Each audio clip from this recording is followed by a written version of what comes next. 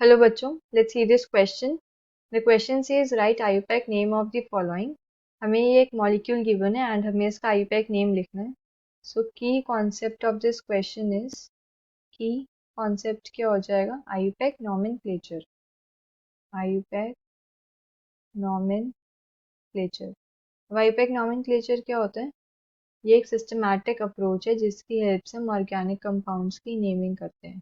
Systematic approach. Full form of IUPAC is International Union of Pure and Applied Chemistry.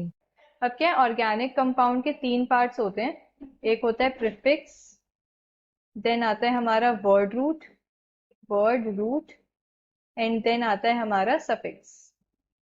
तो जो prefix होते हैं, prefix हमारे दो टाइप के होते हैं. एक होता है हमारा सेकेंडरी प्रीफिक्स एंड एक होता है हमारा प्राइमरी प्रीफिक्स.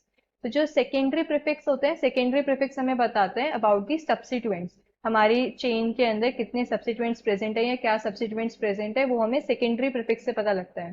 तो डिटेल्स अबाउट सब्स्टिट्यूएंट्स, ये details of substituents. Now primary prefix हमें क्या बताते हैं about the nature of carbon chain. जो कार्बन चेन है उसका नेचर कैसा है, वो साइक्लिक है, बाइफेनाइल है या स्पाइरो है, ये सब हमें 1 डिग्री प्रीफिक्स से पता लगता है. वर्ड रूट क्या होता है, वर्ड रूट से हमें पता लगता है number of carbon atoms in main chain. Number of carbon atoms in main chain. Main chain को हम प्रिंसिपल चेन भी बोलते हैं. तो प्रिंसिपल चेन के अंदर कितने number of carbon atoms present है वो हमें वर्ड रूट से पता लगता है.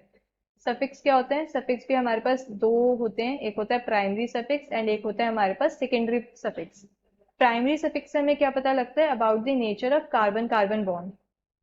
कार्बन कार्बन बॉन्ड का नेचर कैसा है, वो सैचुरेटेड है, अनसैचुरेटेड है, ये हमें 1 डिग्री सफिक्स से पता लगता है. इन सेकेंडरी सफिक्स से क्या पता लगता है about the details of functional groups, कि कौन से फंक्शनल ग्रुप्स प्रेजेंट हैं, वो हमें सेकेंडरी सफिक्स बताता है. Details of functional groups. तो हमें क्या क्वेश्चन के अंदर ये मॉलिक्यूल गिवन है, ये मॉलिक्यूल ड्रॉ करते हैं. मॉलिक्यूल है दिस. अब इस मॉलिक्यूल के अंदर अगर हम ध्यान से देखें 4 कार्बन एटम्स प्रेजेंट है, 1 2 3 4. लेकिन अगर हम ध्यान से देखें तो ये है C double bond C and एक side CH3H and same side क्या है CH3 प्रेजेंट है. तो ऐसी कॉन्फर्मेशन इसके अंदर क्या होता है कि सेम साइड प्रेजेंट होते हैं बल्कि ग्रुप्स, तो उन्हें हम सिस बोलते हैं.